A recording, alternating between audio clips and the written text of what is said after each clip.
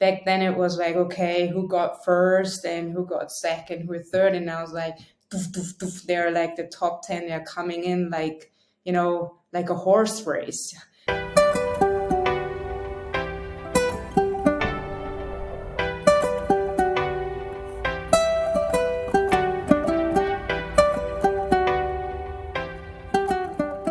Hey folks, we're back here on our Kona Insider Show. Today we have two guests, two of our coaches. We have Marion Samara and Nico Makrav. Yeah, welcome to the party, folks. This is going to be interesting. Today we're going to talk a bit more about what it takes on the performance side to compete in Kona and what it means for a professional athlete to compete in Kona. Maybe you can introduce yourself like real quick, and then we start with the first question. Hi, I'm Marion. I'm performance coach at Kona Endurance, and glad to be here and glad to share my insights and experiences. My name is Nico. I'm 25, as well performance coach at Kona Endurance, and studying sports science, doing my master degree right now. And why don't we just start with the first question? So Nico, you're currently a professional athlete. Marion, you were a professional athlete. What does it mean for a professional athlete to race here in Kona? first of all, I would not call me a professional athlete. I mean, I'm a student who starts with professional athletes, but I mean, I cannot make a living from it. So right now, actually, I would not call me a professional athlete. So performance-wise, yes, but from the whole perspective, I would not say it. For me, Hawaii, the IRONMAN Hawaii, has not that high standing than back in the days. So, I mean, back in the days, there were not so many races that like right now. So you can race in Europe like every weekend. There are so many races. I mean, I start my whole career because of this race, but my mindset shifts a little bit. So That's interesting. I hear that actually from a lot of pro athletes. They're like, yeah, Kona was my big motivation when I started out, but then it slowly shifted over because it got diluted a bit, like you said, like so many races. Thanks. Okay, Marion, what do you think? What does Kona mean for you? I guess back then, and I talk about like 20 years ago, I guess everyone who raced in Kona was considered professional. I guess back then, not having the knowledge, not having the preparation tools that we have nowadays, it was still the creme de la creme of racing. And as Nico said, there were not many races to leading into Kona. So everyone was kind of struggling and half dead after the race. And Kona nowadays, it's of course they want to be their potential. They want to, earn the money and have the crown. But they're all good. They're all similarly fit, just by the way they're racing up to the event. That usually it's about the mind or the environment they bring with them that makes them successful, one more than the other. So I see it a little bit of a sad situation that all these guys are just top fit and they're like super, super prepared. And of course, triathlon, there's always the same environmental factors that are out of control that can hit everyone. That was back then and that's now. But with all the knowledge and teams available and, support from multi-dimensional coaching aspects, racing Kona back then was still, I think, much harder than nowadays. Now it's about really shaving off a minute, shaving off a few seconds. Back then it was like, okay, who got first and who got second, who third, and I was like, doof, doof, doof, they're like the top 10, they're coming in like, like a horse race.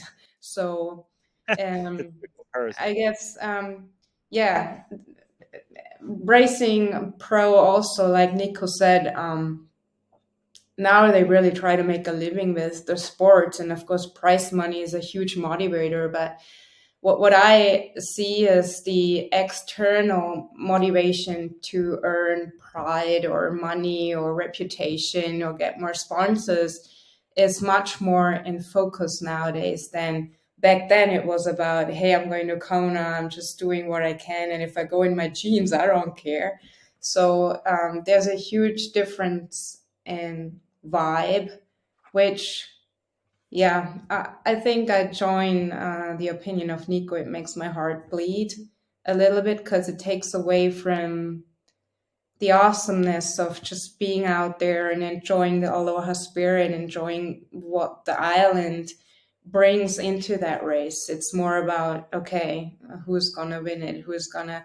Back then, everybody was watching these superhumans, they're Yeah. considered. So I guess that vibe over the years is a little bit gone. Yeah, I would give everyone podium who is not pro eat sleep train. I would give the prize money to students who tackle, pro Yeah. lifestyle and being um, in the pro bucket, Yeah. while studying, while having to perform, while sustaining themselves, while trying to pay rent. I really loved what you said, that it was such a different vibe back then, that it was like just more an adventure race, so to say, and now we were like professionalized the sport. Um, a lot of good and a lot of bad comes with it. The whole discussion about who can make it or who can't, like it's so hard for Nico, for example. He's a student, but still he has to like start with the bros who do nothing else but just train and have all these sponsors. So there's this pay gap and the performance gap too. Like it's hard to come from a top age grouper to a real pro. This is a huge jump, so that's really different. But it gives me a good idea of what you both think about the Ironman and how important it is. So one last question about this: do you think the Ironman was more important for a professional athlete back then or now? Like, was it more important to compete and finish good here like 20 years ago to have a great career? Or do you need it now that we have like the PTO and all these other races? Is Kona still as important for pro athlete as it was 20 years ago? Yeah, it's hard. I think for sponsors and all this media thing, it's good to perform good in Kona, but for prize money, it's you can earn more in the PTO tour or other races like Change Ross nowadays, where you can earn more prize money. I mean, I see that too. That's the funny thing. Even age groupers who qualify for Kona, they are able to land some sponsorship deals. They get a bike, or get flights or accommodations sponsored, which is cool. So Kona is still a big magnet, and it still helps to attract some attention, which is nice.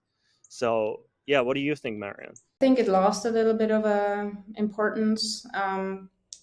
Since I think triathlon became Olympic discipline in like 2000.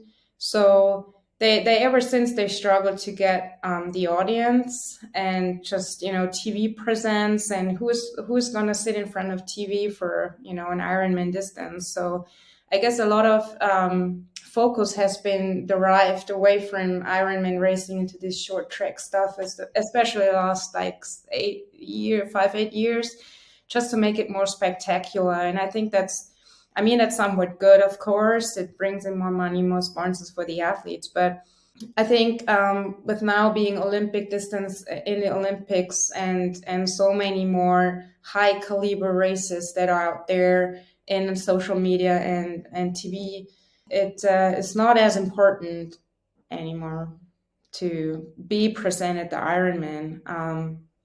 Yeah. Okay. Wow.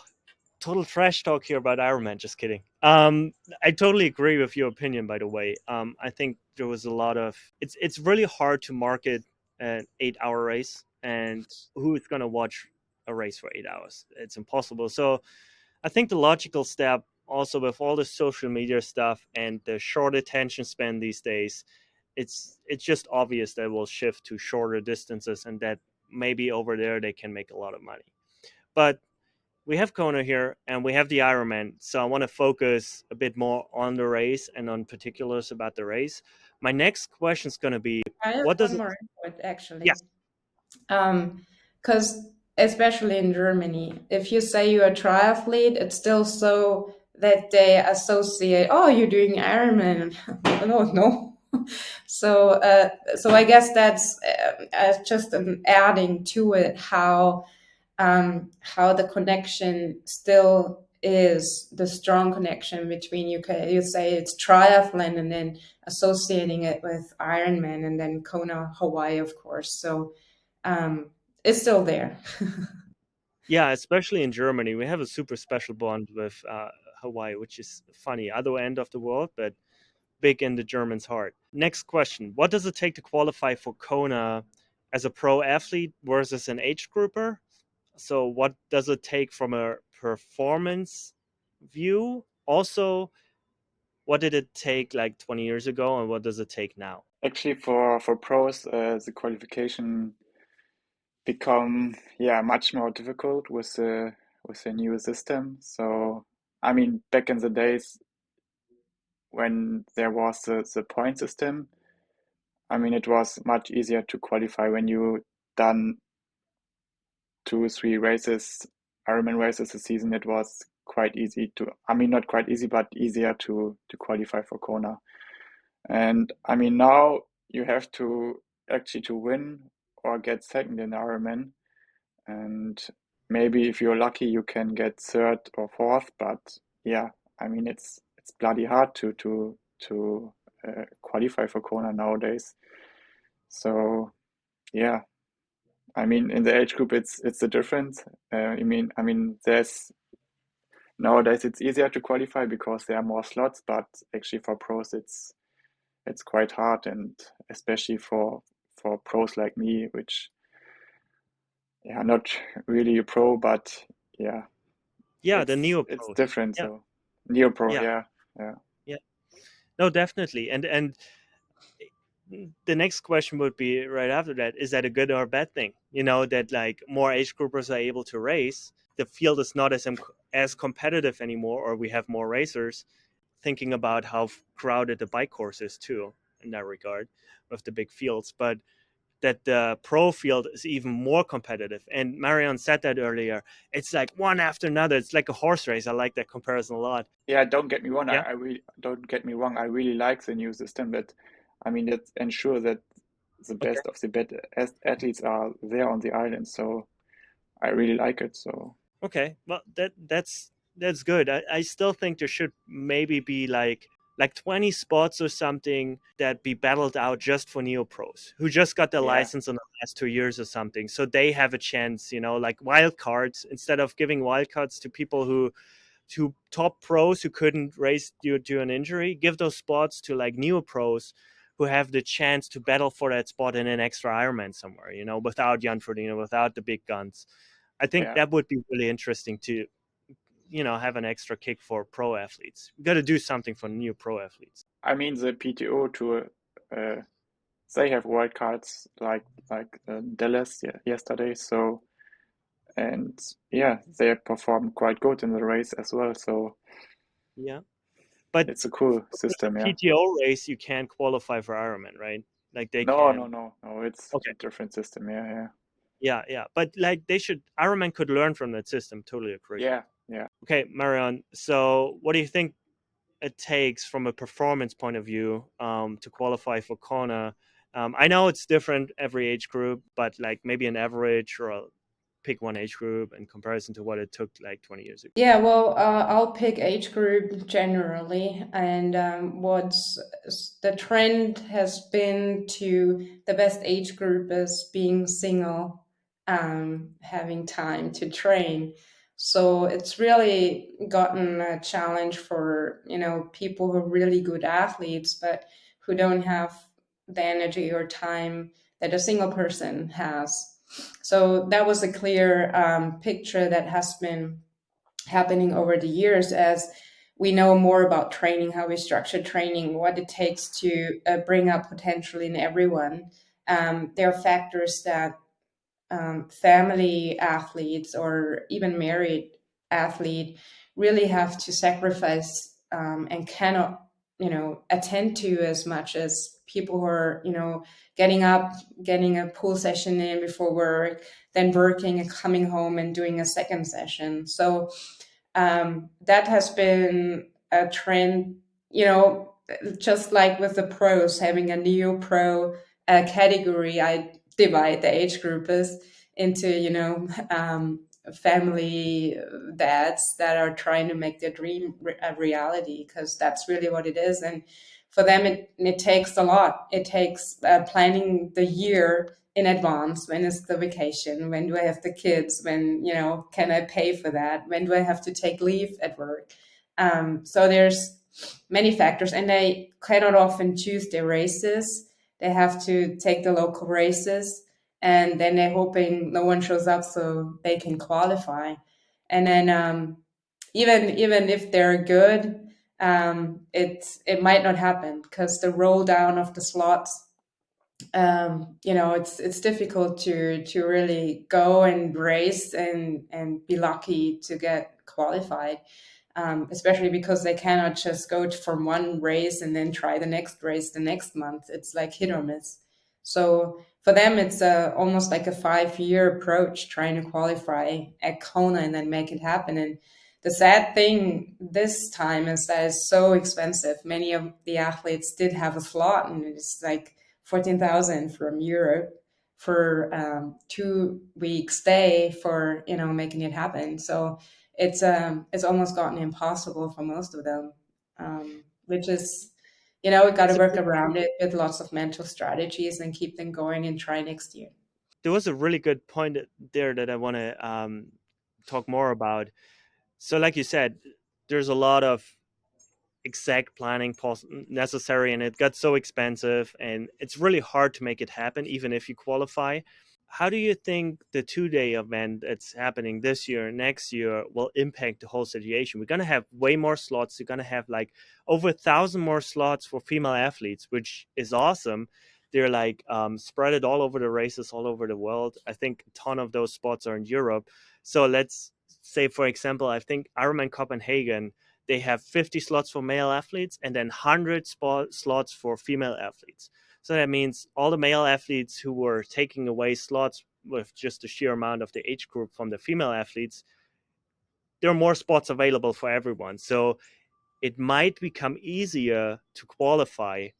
Is that a good thing or a bad thing? Because it's still going to be expensive. It's good to qualify, of course, but where do the people go? So I guess there's a shortage in what the race venue can provide. And I mean, of course, they want to make up for the last years and giving more people the opportunity to stick to the sports as well. I'm not so sure. Maybe it would even be a good idea to spread out female and male and have it just, one be in June, the other one be in October, just to have, certain periodizations, or which is not fair to most athletes as they prepare over the summer, especially in Europe. Or, I don't know, maybe have women race this year and men the other year. I don't know. It's a challenging situation to make everyone happy. That's for sure. Oh, yeah, Yeah. definitely. Everybody has something to complain about, especially these days with social media. Every opinion gets boosted out there, and everybody has something to complain about. Yeah, that's for sure. Yeah, Nico, you've been here. Your dad started here and raised here, right? And Yeah. am I right? Yeah. So when was the first time that you were here? How old were you? What year was that? Uh, Actually, it was 2003, and I was 7 years old. Yeah. You were 7. Okay, that's a bit Yeah, unfair. it's I was 7. It's a different perspective, and You came back like a few more times, right? Which yeah, years? What was that? 2006, 2015 and 2017. Did you see a change over these years? Like, did it feel different? I mean, okay, taking the whole 7-year-old perspective out of the picture a tiny bit, but Yeah, I mean, the atmosphere was really different from the first time to the last time. So it was way more relaxed and yeah, pleasant, and it was not as crowded as the last time. So in my opinion, it was better back in the days than the the last good time. old days. So yeah, Yeah. I mean, it's really the good old days. So Some insider stories from your time in Hawaii. I don't know. Do you have like a cool story, Nico? Something that you experienced in those years when you were here? And it's really the vibe on the island is already said, as Hawaii is everything is slower and relaxed, and it's really the thing that's the island is kind of magic. It's, the whole atmosphere is different, and I mean it's not a one thing that I experience. It's the whole trip that is different than trips in Europe, and yeah, okay, I really like it there. me too. Me too. Yeah. Okay, Marion. So do you have any insider stories about your time when you were living here? You lived on Oahu, right? Yeah. Um, yeah. Did you ever come over to the Big Island to see the Ironman? Not to see the Ironman. I came over, I actually did scientific diving. So we came over to check out the lava flow in, I don't know, 2004, maybe Oh, 2002. The big one, yeah. So we were poking with the sticks in the lava flow, and I thought it's just the way it is. So only now I know that was really something special. Um, but I guess the memories back are you just, being a triathlete in Hawaii, you don't take showers. I don't know. You get really efficient in changing in your car or just with a towel wrapped around. Just the free happiness that comes with just being outside and seeing the nature and like even the people. You go to the supermarket and just for Germans maybe or Europeans watching. If we go to a supermarket, you get your stuff thrown after you and they're like, go hurry, pay finally, and you're like, oh, what am I going to do with my stuff? And in Hawaii, it's like they have these packers at the end and they put the stuff in bags and they're like, hey, how are you doing? Are you having a great day? And then they give it to you and and it just is, yeah, that's what aloha is all about. Just doesn't matter what island. Everyone seems to be okay, whatever other person does or is, or people who do triathlons and just spend a lot of time with themselves.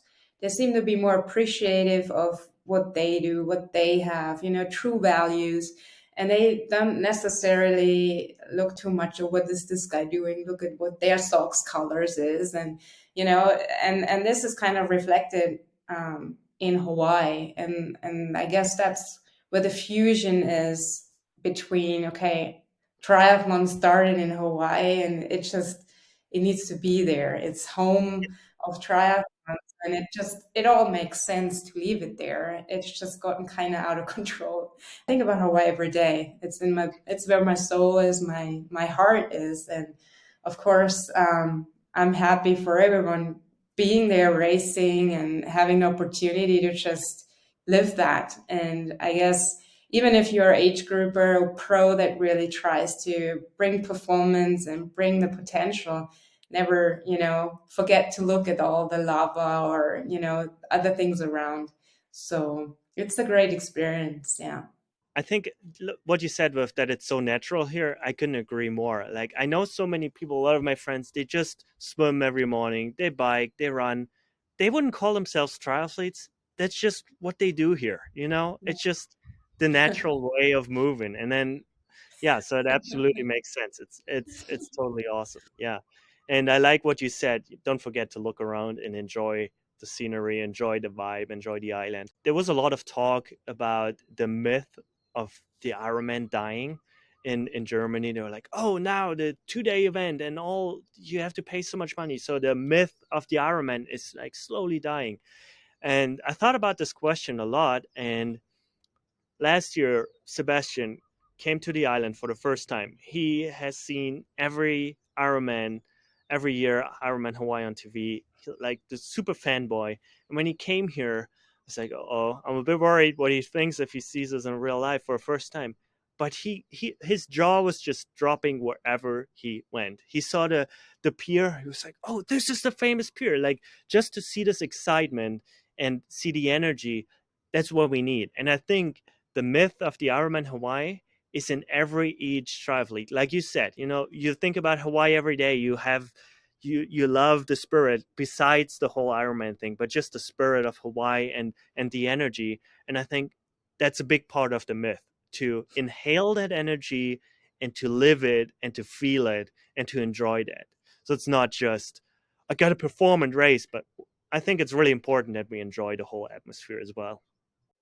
Yeah, and I think it's the people who stick with triathlons. Nowadays you can basically do a triathlon race for crossing the line and having that medal and having that finisher photo of yours, which I see a lot happening. Just do it once and have that too, kind of. But it's really the people who identify themselves with that and enjoy going out when it's pouring rain or whatever weather conditions.